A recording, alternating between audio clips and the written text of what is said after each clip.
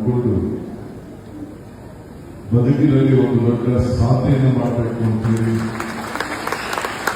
ಚಿಕ್ಕ ವಯಸ್ಸಲ್ಲೇ ಒಂದು ಪ್ರಯತ್ನ ಮಾಡ್ತಾ ಇದ್ದಾರೆ ಅಂತೇಳಿ ನಮ್ಮ ಮಿತ್ರರಂತ ರಘುಪತಿ ಭಟ್ರು ಫೋನ್ ಮಾಡಿದ್ರು.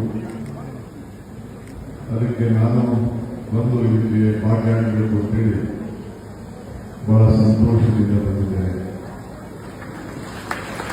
ಪುರದಾಸರು ಒಂದು ಮಾತಿರ್ತಾರೆ,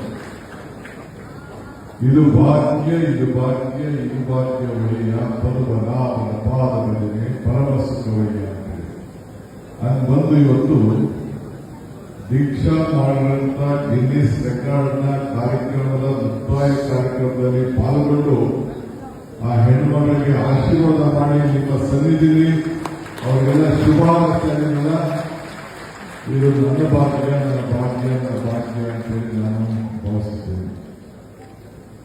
ಸೊ ಬಹಳ ಈ ವೃತ್ತಿಯಲ್ಲಿ ಬಹಳ ಪ್ರೀತಿ ಇರ್ತದೆ, ಶ್ರಮ ಇರ್ತದೆ.